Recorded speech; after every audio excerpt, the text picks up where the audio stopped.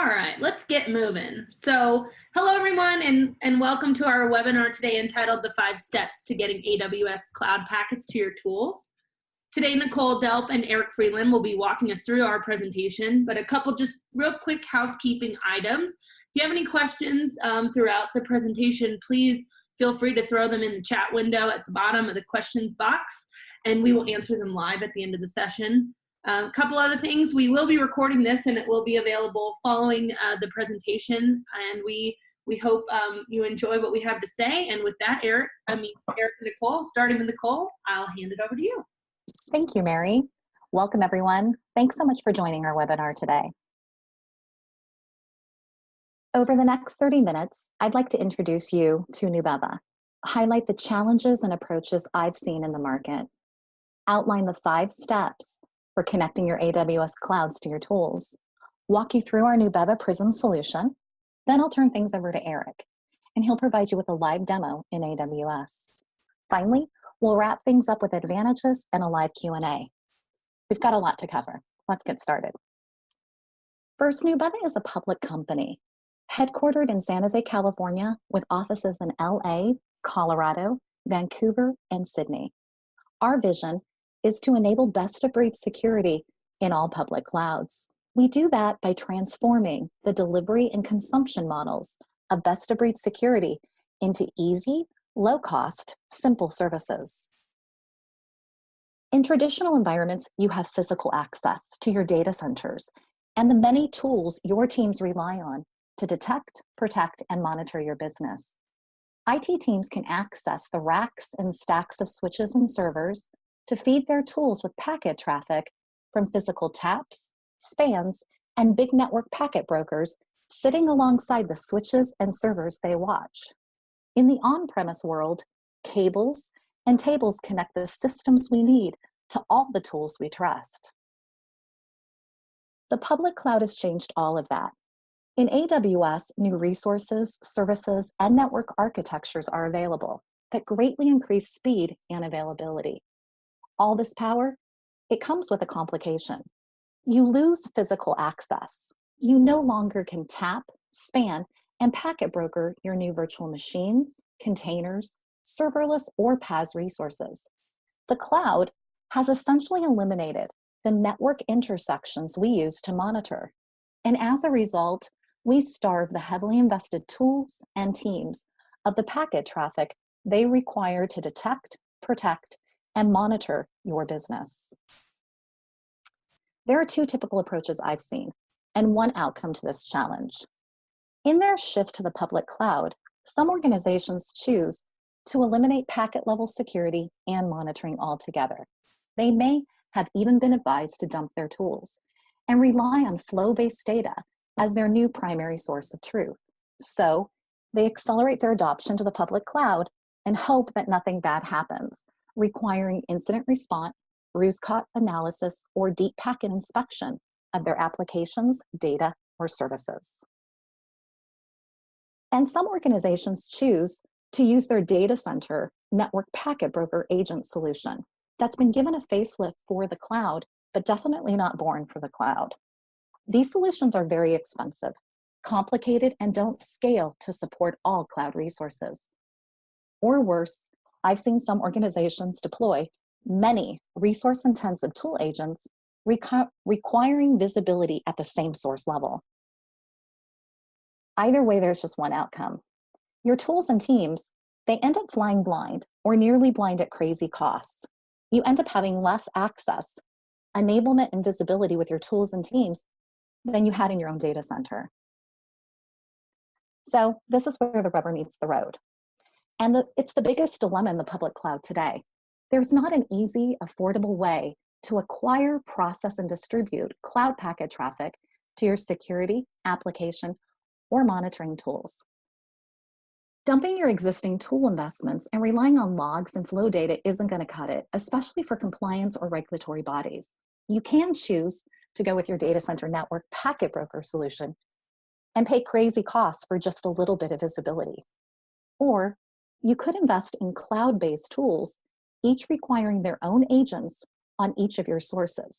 And that's not ideal and comes with heavy operational impact.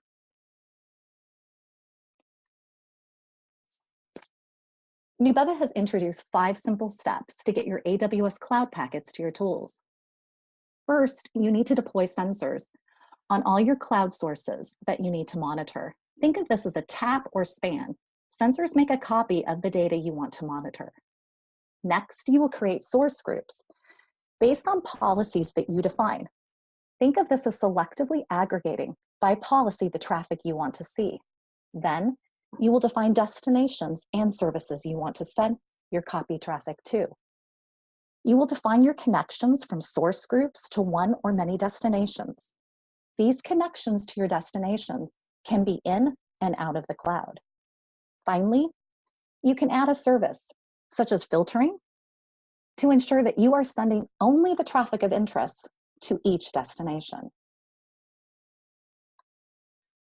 Now let me walk you through our solution, and I'll make sense of what a sensor, connections, and destinations are. Nubeva is cloud native. What that means is that you can acquire packet traffic from all public cloud providers and all cloud compute sources. From your Linux and Windows VMs to your containers, your serverless architectures, your Kubernetes clusters, and even your PaaS resources. To acquire packet traffic from all your cloud resources, Nubeva Prism sensors are deployed and are true next-generation container agents.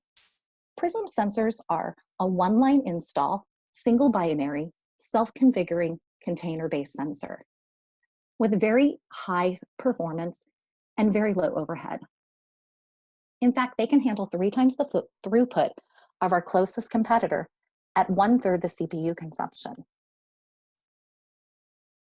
Copy traffic is sent to the Prism's packet service processor, which stays in your data plane and runs as an elastic container service. The Prism's packet service processor aggregates, filters, prepares, and handles the heavy lifting of replication out to any number of destinations. What this means is your sources are not burdened with extra CPU, memory, and bandwidth load by sending the same packet stream to multiple destinations. Once the packet traffic is filtered and processed, it's ready for replication and distribution to all your tools. Nubeva can send traffic to routable IP addresses. It will distribute traffic to in-cloud tools and local storage. It will send traffic to other VPCs and VNets. It will send traffic to load balancers that front-end tool clusters. And Prisms can also send packet traffic to your on-premise systems via ExpressRoute and Direct Connect. Nubeva Prism's management console is engineered with ease and convenience. Source groups are dynamically defined by rules and policies that allow you to define them once, and then they run forever. As new resources spin up, they are automatically included in the groups where they belong, and they start sending their traffic to your tools without having to disrupt operations or worry that something is being missed. The Nubeva Prism split SaaS model means that the control and data plane stay in your private subscription, and copy data is never sent to the SaaS console. Nubeva Prism stores no credentials, and we employ a safe port 443 out only communication protocol for sensors phoning home looking for those policy updates. Okay, are you guys ready to see this in action and take a look at our 5 steps? I'd like to introduce you to Eric Freeland, Director of Customer Engineering, who will provide you with a live demo and walk through each of these steps for you. Eric, I'm going to pass the ball to you. Thanks, Nicole. All right, let me go ahead and share my screen as well. And so first, thanks everyone for joining. Again, my name is Eric Freeland, and I'm here to show you Nubeva Prisms. So this is the SaaS management console for Nubeva Prisms. Got a couple things already configured here, but let me give you a general idea of kind of what we do, and then I'm going to dive into the 5 steps. So at its first thing, I want you to look at how we see the world when it comes to visibility and monitoring. We really think while there's 5 steps, these 5 steps also fall into these kind of 3 buckets. I have my sensors, my source groups, and then I connect them to destinations. And here at the top, we reflect how many of these individual elements that we have, whether it's source groups, connections, or how many places we're sending our traffic. Another item, as you kind of look down here through the page, you'll see we have a full visual map of the connections that have been made between all the sources and destinations. And you'll notice these are constantly kind of shifting and changing based on how much traffic is being sent from any of these specific source groups to these destinations. So as we continue to work through this, you'll see that this will continue to kind of change and adjust. And I think that takes us to one of the other key points that we're going to look at. Everything that we've done around Nubeva Prisms is actually to ensure that we embrace the dynamic nature of the cloud, to ensure that we're able to scale and burst as your cloud needs and your cloud resources scale and burst. So let's look at the 5 steps. Step 1, we want to add a source. Really, we're going to add a sensor. So you'll see right now we currently have 2 sensors in our system. And the way we add a sensor, we need some code. So we're going to go ahead and click on our little Docker pult here. And we see that we can either add a Windows sensor, which we currently do have in preview, or in this case, I'm just going to run my Docker sensor. And I simply copy this code. Now, I can run this on any Linux instance. You can use Ansible to do any sort of automation that you want. You could orchestrate this with any type of orchestration. You could build this into an AMI. I could give you about 100 other ways you could potentially go and launch this if you wish. Here on my some of my machines that I'm using just in my tools, just so you know, at the top left, I have source 1. More about source 1 in a minute. Source 2 is here at my bottom left. I'm going to go ahead and add my Docker command and add my agent up. You'll see over here on the right, I've got an intop tool running and some other stuff there. So we're going to go ahead and come back to our main screen, to the Nubeva Prisms console. And you'll see I've already got a 3rd sensor. Matter of fact, if we go into our Insights page and look at our sensors, you'll see now that I have my source 2 as well. It is actually here. So step 1, we created a sensor. Really simple. So let's go into step 2. Let's create a source group. Now, you may be wondering, why do we have source groups? Well, if you were to think about it, trying to apply a visibility policy to an individual sensor would be kind of cumbersome. So there's probably ways we want to group these together. So let's go ahead and talk about that, this logical grouping. When we were to look at, say, source 1, for instance, and we can look at the group properties of source 1. As we see this, all groups have a name, and we also have a source inclusion policy. A source inclusion policy is actually built based on any number of metadata that you'd like to pick. We gather this metadata from the agent on boot, so we know all sorts of stuff about what your EC2 instance is.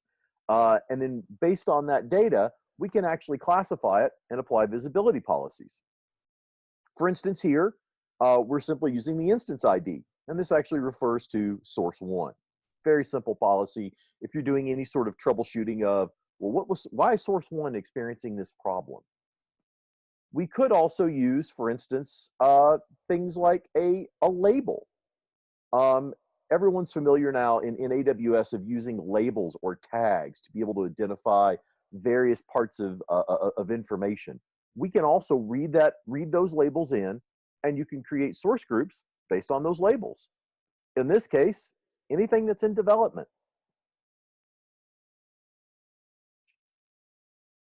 Or maybe it's based on the VPC. So here we've identified this specific VPC, anything that comes into this VPC, even if it's new. So let's look at what our included sources are here inside of this VPC source group. You can actually see that source 2 is now part of this source group.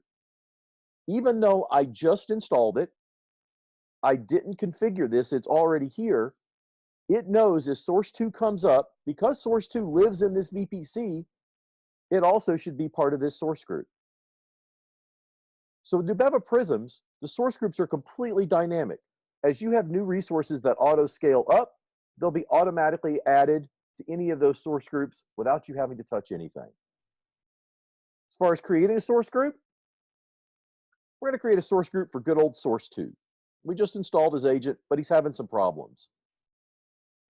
Now, we can see as we define the source inclusion policy based on instance ID, I can see at the bottom here what all my available sources are. But when I go ahead and add this as part of my policy inclusion, you'll see that now it's changed from available sources to included sources. And we're only including source 2. So I'm going to go ahead and save that. And you'll notice as I save that, we now have 5 source groups. And I've got it appearing down here at the bottom. Fantastic. So we've got step 2. We've got our source groups. Step 3. We got to send the traffic someplace. We need a destination. So I've already got some destinations here. Let's add another one. So adding a destination is as simple as clicking on the plus button, typing the name of your tool, and putting in the IP address. Now, this could be one individual IP address that your tool lives at. We could load share this across multiple IPs. As you also imagine, this single IP that you use could also be the front-end IP address of an ELB with an entire stack of hosts behind it. Some things we've got coming in the future around that as well that we think are pretty intriguing. But a destination is very simple. Where are you going to send this? This destination is, as we said earlier, could be on premises. This could be an existing network packet broker that you have where we're going to send traffic to some very special tool that you have on premises. Again, Nubeva Prisms fully supports that. So as we add our new tool, again, it appears down here at the bottom, and we can connect it in any way we want.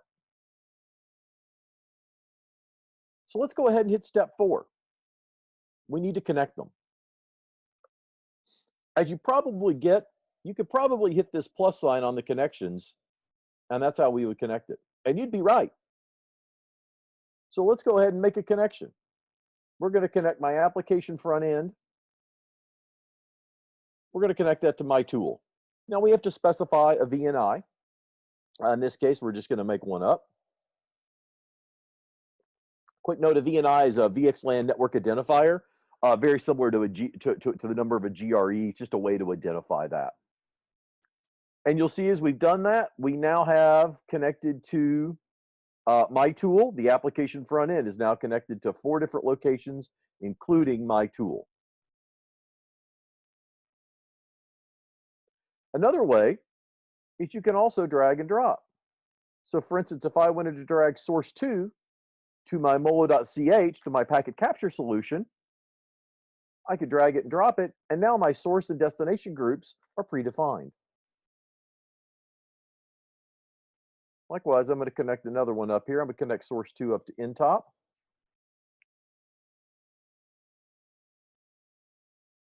So step 4, I've got everything connected. So let me hit step 5. The last step.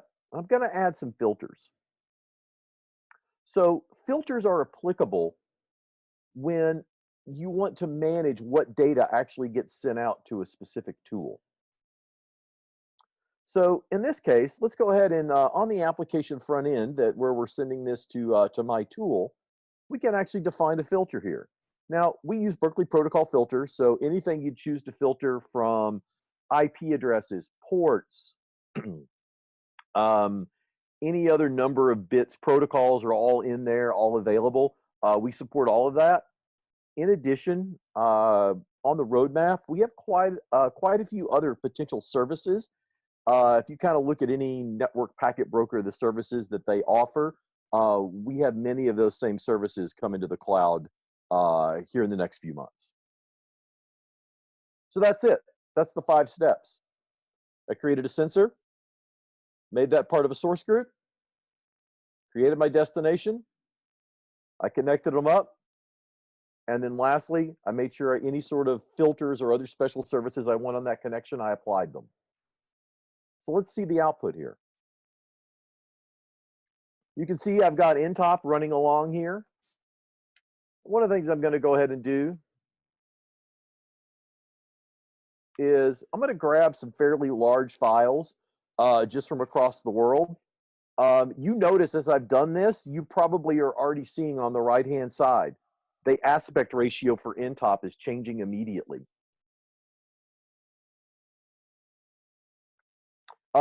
Just so everyone knows, this script I'm running simply grabs some files from across the world. And then if we look at our packet capture solution, we can begin to see that we're constantly gathering data from all of these solutions. Interestingly enough, it seems like I've got some stuff coming in from China. Whoops. I don't need the and. If you've never used Moloch, we actually are leveraging it quite a bit for what we are calling a cloud WTF. Of course, that means cloud write to file. But the ability for very simply to have this packet ingestion, indexing and saving. This is a complete open source solution that we're supporting here at this point in time. For instance, you see I've got packets coming in from China.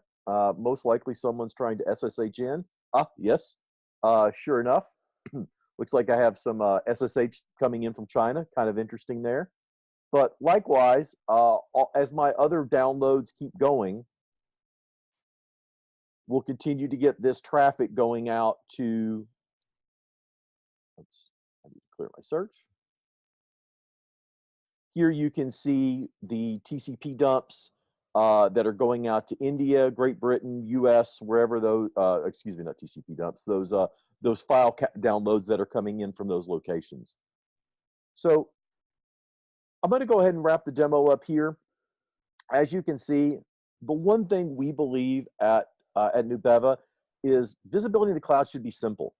You shouldn't need all of these VMs you got to install everywhere. It should be very simplistic, very straightforward. How do we get data from sources to destinations through these connections? With that, thank you very much for the time, and I'll turn it back over to Nicole. Thank you, Eric, for that great demonstration. As you've seen, Nubeva Prisms is easy. In 5 or less steps, you can connect your AWS clouds to all your tools. We are the most advanced because we can acquire and process more traffic from your AWS clouds than any other vendor, and ensure your tools, regardless of their location, receive the right traffic. Nubeva is disrupting this space with our affordability. We are 20% of our closest competitor, and we scale down in cost from there to as low as 77 cents per month per monitored resource. Check out our website for more information. You'll find all our pricing listed there. This is our solution: easy, affordable, packet-level data from all your AWS cloud resources. It's possible with Nubeva Prisms. This is a born for the cloud, next generation packet broker service that extends the ROI of all your existing tools and helps new in-cloud tools scale to reach more of your AWS cloud resources. Check us out on our website, nubeva.com. We welcome an opportunity to earn your business in your AWS clouds. There you'll find a free start button, our pricings tab, and a freemium model that allows you to start for free for up to 10 sources forever. I'd like to open things up now to Q&A. Mary, do we have any questions? We do have a couple, and if anyone has any additional questions or things come to mind, please use the Q&A box there at the bottom of your screen, or send them via email. We'd be happy to answer them. But the first one that came in is today's focus was on AWS, but does Nubeva Prisms also support other clouds? Sure, I'll answer. The short answer is yes. Actually, Nubeva Prisms can work in any public cloud out there today. Based on our architecture, whether it's Azure, GCP, Alibaba, I mean, if you've decided to run Oracle for some unusual reason, we could also support that cloud. Doesn't matter to us. We, in addition to that, we, well, let me just stop there. So I think there'll probably be some other questions. Okay, sure. So, Eric, I think this one's good for you. AWS offers native solutions to capture traffic. Why are these not sufficient? So I think actually Nicole as well answered that fantastic kind of at the end. So one thing to understand is there's actually no real true packet capture solution in Amazon today. There is there's a small one with kind of some limited capability and limited quantities available in Azure. So really you have to go back to using either flow data or generic logs or something out of CloudWatch. And at the end of the day, a lot of the tools that a lot of us security practitioners have used over the years have always brought in this full packet capture. Or if you're looking at this from from a security point of view, where you're looking to retain all of your data for a compliance reason, you actually need to retain the whole packet. So that's the reason we believe this is really an underserved market in the cloud. And what you need is, instead of these kind of lightweight approaches, grab all the data, and then you're still able to use the VPC flow logs for other resources or whatever it may be. Great. All right, here we go. Let's see. So this one's a fun one. We use Gigamon today to solve this problem because we have them on-prem already. How are you better? And can you review if your solution would work with our legacy network packet brokers? Okay. So there's a lot of fantastic solutions that have a lot of history in the enterprise. One of the reasons we got into this business was really to be a disruptive force in this market. I think when you look at some of the existing competitor solutions, you can tell they're really large. They're just a lot of moving parts. They're not really leveraging the intrinsic dynamic nature of the cloud. And I also think the pricing on them is just really really out of whack with the cloud world that we live in that consumption model. Now, I do 100% understand, and we've got quite a few cases where customers have on-prem network packet broker, physical network packet broker solutions today. And that's never going to go away. In the same way that I think on-premise data centers, while they may continue to get smaller and smaller, they're never going to go away. So Nubeva Prisms can actually encapsulate data in VXLAN, and every one of these solutions that we've tested is able to decapsulate that VXLAN connection and then deliver that data to any of your on-premises tools. So you don't have to have Gigamon in the cloud to work with Gigamon on-prem. Anyone can do that. Great. We just got another one that came in, and either of you can answer this one. Is there an ETA on being able to do Azure? Sure.